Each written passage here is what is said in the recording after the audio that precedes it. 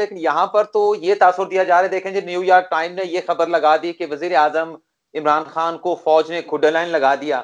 آپ کہہ رہے ہیں کہ آرٹیکل 245 کے تحت جو ہے وہ فوج معاونت کر رہی ہے. تو اس کو تھوڑا سا ایکسپلین کریں. یہ جو تاثر دیا جاتا ہے کہ وزیر اعظم عمران خان اس وقت ڈس فنکشنل ہو چکے ہیں, فوج نے تمام معاملات کو کرونا وائرس کی وجہ سے سنبھال لیا ہے, تو اسے تھوڑا سا ایکسپلین کر دیں کہ یہ اس قسم کی افواہیں پھیلا کر یا اس قسم کی مس لیڈنگ قسم کی خبریں دے کر وہ حق سچ کی بات نہیں کر رہے بلکہ گمراہ کر رہے ہیں عوام کو. اچھا یہ بھی آپ دیکھیے, بڑی عام بات آپ نے کی. یہ گمراہ کرنے والا کون؟ جو رائٹر ہے وہ یہاں کا آدمی, جو نیو یارک ٹائم میں جب بھی مضمون اس قسم کا چھپتا ہے تو آپ دیکھیں گے کہ وہ پاکستانی ہوگا, اور وہ پلانٹڈ آدمی ہوتا ہے کہ اس کو کوئی نہ کوئی پولیٹیکل سرکلز کسی سے اس کو پمپ اپ کیا جاتا ہے, اس کو لگایا جاتا ہے کہ یہ کام کرو. آپ اس کو یوں دیکھیں, میں آپ کے سامنے تھوڑی سی وضاحت کرتا ہوں کہ آرمی نے national command and control centre establish کیا کورونا کے معاملے میں. چیف آف آرمی اسٹاف بھی موجود ہیں, لیکن چیف آف آرمی اسٹاف اس کا ہیڈ نہیں ہے, ہیڈ اسد عمر ہے. اسد عمر مینج کر رہے, وہ وہاں پہ بیٹھتا ہے, اور پرائم منسٹر جو ہے وہ اس کو چیئر کرتا ہے یا چیئرمین ہے. تو یہاں مجھے بتائیے کہ کیا آرمی یہ اس کو حکومت کو سائڈ لائن کر رہی ہے؟ آرمی نے تو ان کو ان کا جائز مقام دیا ہے کہ جناب ہم نے کمانڈ اینڈ کنٹرول سینٹر قائم کر دیا, ہمارا ایک لیفٹیننٹ جنرل جو ہے وہ اسد عمر کے نیچے ایز اے کوآرڈینیٹر کام کرے گا, لیکن ڈیسیژن میکنگ یا سارے سیٹ اپ کو کنٹرول کرنا چلانا یہ اسد عمر صاحب کا کام ہے, جو کہ گورنمنٹ کا نمائندہ ہے, سولین. تو یہ وہ چیزیں ہیں جو کہ ادھر توجہ عوام کی نہیں کروائی جاتی, بلکہ یوں آپ دیکھ لیں کہ پچھلے دنوں جب یہ کمانڈ اینڈ کنٹرول سینٹر میں پہلی دفعہ بریفنگ ہوئی تو جنرل باجوہ بھی وہاں گئے, اور باقی منسٹرز بھی, foreign minister, Asad Umar, finance, یہ سارے وہاں موجود تھے, اور ان کو بریفنگ دی گئی کہ کیا کیا جا رہا ہے. پرائم منسٹر نہیں تھے وہاں, پرائم منسٹر ایک دن بعد گئے. اب جناب جب یہ وہاں میٹنگ ہوئی تو بریفنگ دی گئی ان کو, بریفنگ وہ جو کوآرڈینیٹر ہیں, کنٹرولر وہاں پہ انہوں نے دی, اور این ڈی ایم اے کے چیئرمین جو ہیں انہوں نے, جنرل افضل, انہوں نے بریفنگ دی. اور اینڈ پہ چیف آف آرمی اسٹاف نے کچھ الفاظ ایڈ کیے کہ ہم اس معاملے میں اس وقت کے اوپر چاہتے ہیں کہ پوری قوم بھی ہمارا ساتھ دے, کیونکہ یہ ایک بہت بڑا مسئلہ ہے اور بہت بڑی ایک وبا آ رہی ہے, انسانی جانوں کا ضیاع ہوگا, لہذا ہم اپنے تمام وسائل اس کام پہ لگائیں گے. اور یہ بیان جو تھا ان کا, یہ باہر سوشل میڈیا میں بھی اور اخبار میں بھی چھپا. طلعت حسین جیسے ہمارے جید جو پرانے جرنلسٹ ہیں, ان تک نے ساتھ کہہ دیا کہ جی دیکھیں کدھر گئی سیولین سپریمیسی. یہ باجوہ صاحب نے چیئر کیا. کہا تو یہ جا رہا تھا کہ وفاقی وزراء نے جا کر آرمی چیف کو بریفنگ دی کمانڈ آپریشن سینٹر میں جا کر, کہہ رہا ہوں کہ اس سے ان کی شیطانیت دیکھیے, کہ ان کے شیطانی ذہن کی اختراع دیکھیے, اور ان کا منہ ایک دفعہ نہیں سینکڑوں دفعہ کالا ہو چکا ہے اس چیز کے, لیکن یہ باز نہیں آتا. نتیجہ یہ ہوا کہ اگلے دن ہی وہ ساری بات سامنے آ گئی کہ جناب چیف آف آرمی اسٹاف نے تو بیٹھے بیٹھے, جیسا دوسرے لوگوں نے کوئی ریمارک دیے انہوں نے بھی دیے تھے, جبکہ meeting chief of army staff chair نہیں کر رہے تھے, اور بعد میں پتا چلا کہ جناب اسد عمر صاحب چیئر کر رہے تھے, اور اسد عمر ہی وہاں پہ انچارج ہیں سارے. تو یہ اب لازمی بات ہے, میں یہ الفاظ استعمال کر رہا ہوں کہ اس سے ان تمام حضرات کا منہ کالا ہوا جنہوں نے یہ جھوٹ اختراع پیدا کی اس وقت اپنے نظام کے اندر انتشار پیدا کرنے کے لیے. اب وہ ان کا منہ اتنا کالا ہو چکا ہے لیکن وہ باز نہیں آتے. اب ایک دن جب ان کی خبر آتی ہے تو ہر چیز کے اوپر فوری طور پہ تردید تو دی نہیں جاتی, لیکن اس پہ یہ ہوتا ہے کہ ایک دم تھوڑا قرآن مچ جاتا ہے کہ باقی شاید ایسے ہوا ہے.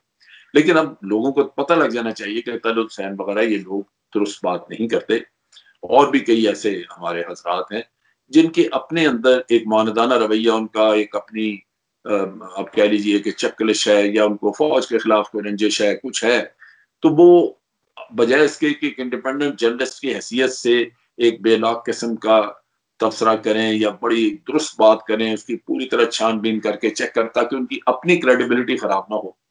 انہوں نے اس دشمنی میں اپنی کریڈیبلٹی بھی داؤ پہ لگا دی کہ ہم نے نیگیٹو بات کرنی, ہم نے وہ بات کرنی ہے, وہ جھوٹ ہو کچھ بھی ہو جس سے ایک فساد کا پہلو نکلتا ہو, تو منہ کالا ہی ہو گیا نا پھر. جنرل صاحب آپ جو بات کر رہے ہیں اسی سے آگے لے کے چلتے ہیں. اگر یہ باتیں آپ کی بالکل درست ہوں گی، لیکن پھر یہ آپ کو بھی معلوم ہے کہ جو ہماری آرمی ہے، اگر اس کے اوپر کوئی الزام لگاتا ہے تو وہ کسی کو سپیئر نہیں کرتے. تو پھر اس قسم کی جو جھوٹی خبریں دینے والے ہیں سول ملٹری تعلقات کے حوالے سے، جو چاہتے ہیں کہ ریاستی اداروں کے درمیان اور حکومت کے درمیان جو ہے وہ اختلافات کو جو ہے وہ جو بالکل نہیں ہے انہیں ہوا دی جائے، یا اس قسم کے اختلافات سامنے لائے جائیں، تو انہیں آرمی جو ہے اسٹیبلشمنٹ جو ہے وہ سپیئر کیوں کر رہی ہے؟ ابھی تک ان باتوں کو صرف دیکھا جا رہا ہے، کوئی ایکشن نظر نہیں آ رہا. دیکھیے اس میں دو پہلو آپ دیکھیے. پہلی بات تو یہ کہ ہم کہتے ہیں جب یہ اسپیئر نہیں کرتے تو اسپیئر نہ کرنا کیا؟ اسپیئر نہ کرنا آدمی کے پاس تو قانونی طور پہ تو کوئی ایسا رستہ نہیں ہے کہ جا کے کسی کو اریسٹ کر دیں. آپ مجھے بتائیے کہ کتنے جرنلسٹ ہیں جن کو کسی کو اریسٹ کیا گیا؟ کیا ہمارے ایک دو میڈیا ہاؤسز لگاتار جھوٹ نہیں بولتے رہے؟ اور پھر آپ دیکھیے کہ کتنا بڑا جرم کیا تھا ڈان اخبار والوں نے. سرل مرڈا یہی پھر رہا نا، اس کو کسی نے کوئی کھا تو نہیں گیا. تو یہ کہنا کہ آرمی سپیئر نہیں کرتی، میرا خیال ہے یہ ایک اوور سٹیٹمنٹ ہے، یہ ایسی کوئی بات نہیں ہے. ہاں البتہ آرمی کوشش کرتی ہے کہ بعض جگہوں کے اوپر وہ اپنا جواب دے اور ریبٹلز ہوں اس کی طرف سے، یا یہ کہ تردید آ جائے، یہ چیزیں تو کی جاتی ہیں. لیکن بعض اوقات بعض لوگ اتنا لگاتار متواتر جھوٹ بولتے ہیں کہ وہ عام حالات میں چیزیں جیسے سامنے آتی ہیں تو ان کو جھوٹ کھولنے شروع ہو جاتے ہیں. جیسے طلعت حسین کی میں نے بات کی، وہ کئی دفعہ ہو چکا ہے کہ اس کی بات بڑی غلط اور جھوٹ نکلی. تو نتیجہ یہ کہ آرمی سمجھتی ہے یا پبلک بھی سمجھتی ہے کہ یہ لوگ خود بخود وقت کے ساتھ اپنی کریڈیبلٹی کھو بیٹھے ہیں. اب جب اپنی کریڈیبلٹی آپ کھو جاتے ہیں تو پھر ان اینی کیس ویسے ہی آپ جو جی چاہے دل میں کہتے رہیں، سچ بات بھی کریں تو لوگ یقین نہیں کرتے. وہ ہمیں بچپن میں ایک کہانی پڑھی تھی نا، شیر آیا دوڑنا والی کہانی. تو اس میں جس دن شیر آیا پھر اس دن کسی نے بات اس کی سنی نہیں، کیونکہ وہ سمجھتے کہ پہلے جھوٹ بولتا تھا یہ. تو اب یہ بھی ان کی اگر سچ بات بھی ہوگی تو شاید لوگ یقین نہ کریں. اس کی وجہ یہی ہے کہ یہ ادھر کوئی واقعہ ہوتا ہے ادھر شام تک یہ اپنی ویڈیو لوڈ کر دیتے ہیں اپنے خیالات ظاہر کر کے، اور نتیجہ یہ کہ آپ نے تحقیق تو کی نہیں ہوتی. آپ اپنے اس دشمنی کی وجہ سے اندر جو آپ کے ایک اناد ہے اس کی وجہ سے آپ اپنے ذہن کو آپ نے مقید کر لیا اس لائن کے اوپر، اور وہ اپنے منہ سے آپ وہ باتیں بول دیتے ہیں جو اگلے دن جھوٹ ثابت ہوتی ہیں. تو یہی ہوا ابھی اس میں بھی. امجد صاحب، آج کل افواہیں چل رہی ہیں کہ شہباز شریف صاحب اپریل کے دوسرے یا تیسرے ہفتے میں لندن دوبارہ واپس جا سکتے ہیں. تو یہ بھی ایک الزام ہے جو مقتدر حلقے ہیں ان کے اوپر کہ شہباز شریف کو واپس لانے میں انہوں نے بڑا اہم کردار ادا کیا تھا. شہباز شریف سے رابطہ بھی انہوں نے کیا تھا کہ آپ واپس آئیں، آپ کو ہم بڑا اہم رول دیں گے. ان خبروں میں کتنی صداقت ہے؟ یہ بھی میرا خیال ہے کہ جھوٹ پہ مبنی تھی بات، یہ اسی طرح لوگوں کی کیا سرائیاں تھیں، یا ویسے ہی شہباز شریف کے جو خیر خواہ تھے یا ان کے جو اپنے چیلے چانٹے ہوتے ہیں وہ اپنے دل میں خواہشات رکھتے ہیں تو اس طرح کی چیزیں اٹھاتے رہتے ہیں. حالانکہ آپ سوچئے اگر مثال کے طور پہ آرمی کی طرف سے یہ پیغام آپ کہتے ہیں کہ دیا گیا تو آرمی کے پاس کیا اختیار ہے اس کو ہم ذمہ داری دینے کا؟ کوئی ہے ایسا آئینی ذریعہ کہ جس کے ذریعے چیف آف آرمی اسٹاف کہے کہ جی کل سے آپ پنجاب کے وزیر اعلیٰ ہے؟ تو ہو ہی نہیں سکتا. سو یہ بھی ایک چیز سوچنے کی ہے. دوسری طرف یہ ہے کہ ہمیں خود بھی اندازہ کرنا چاہیے کہ شہباز شریف صاحب آئے کیوں. اس کی دو بڑی بنیادی وجوہات ہیں. ان کی پارٹی کافی دیر سے کہہ رہی تھی کہ انہوں نے آنا ہے کیونکہ یہاں پہ مریم نواز تو خاموش تھی، اور پارٹی لیڈر کے بغیر، کیونکہ یہاں پہ لیڈر کا مطلب یہ ہے کہ یا شہباز شریف صاحب ہوں یا نواز شریف صاحب ہوں، تو وہ کیونکہ خاندانی ایک قبضہ ہے نا اس پہ، تو ان میں سے کوئی ہو تو پھر پارٹی میں تھوڑا ڈسپلن رہتا ہے. ورنہ وہ چھوٹے چھوٹے پاور سینٹر بننے شروع ہوئے. لیڈرشپ کا اپنا ایک کلیش اندر شروع ہو گیا تھا کہ آئندہ لیڈر، کیونکہ ان کے بہت سارے لوگ یہ سمجھتے تھے کہ اب شہباز شریف اور نواز شریف نہیں آئیں گے، لہٰذا ہمیں یہاں پہ لیڈرشپ مجھے مل جانی چاہیے، خواجہ آصف کو مل جائے، فلاں کو مل جائے. کام نہیں چل سکتا، لیڈر کا ہونا ضروری ہے، لہٰذا شہباز شریف صاحب کو آنا چاہیے. ایک تو یہ پریشر تھا پارٹی کا.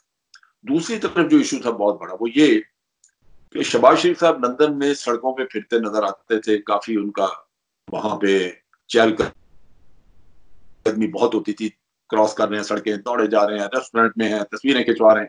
یہ جو کورونا کا قصہ ہے وہاں قید ہو کے رہ گئے. تو جب آدمی کا دم گھٹنا شروع ہوتا ہے، آپ اپنے ملک میں آ کے تو سارا کچھ کر سکتے ہیں، یہاں تو ان کو وی آئی پی ہیں، قانون توڑ لیں، قانون بنا لیں، جو جی چاہے کر لیں. برطانیہ میں تو یہ کام نہیں ہو سکتا تھا. تو وہاں سے ان کی طبیعت، ان کا میرا خیال ہے جس طرح کی طبیعت ہے، یہ اپنے آپ کو قید محسوس کر رہے تھے. میرا اندازہ ہے کہ یہ نفسیاتی بوجھ تھا، ان کو نکلنا تھا وہاں سے. تو اس وجہ سے یہ فوری طور پہ وہاں سے آئے. اور میاں صاحب چونکہ گھر میں بند ہیں، وہ پہلے بھی گھر میں ہی تھے زیادہ تر، کبھی کبھار باہر نکلتے تھے، تو اس لیے میاں نواز شریف تو وہاں رہ گئے. یہ واپس آ گئے. میاں نواز شریف آئیں گے نہیں، کیونکہ اگر وہ آتے تو ان کو سیدھا جیل میں جانا پڑتا. بڑی ہوئی ہے جیل کی، ان کی مدت ابھی تک باقی ہے. تو شہباز شریف صاحب جو ہیں وہ اس لیے واپس آئے. اس کے علاوہ ان کا کوئی اور قصہ نہیں، کوئی رول نہیں اگلے الیکشن تک. اگر الیکشن جیتیں گے تو بالکل ان کا رول جو جمہوری طریقے سے بنے گا وہی ہوگا. تو امجد صاحب یہ بتائیں کہ چلیں جو شہباز شریف کا کے پاکستان آنے کی جو وجہ تھی وہ آپ نے بتا دی.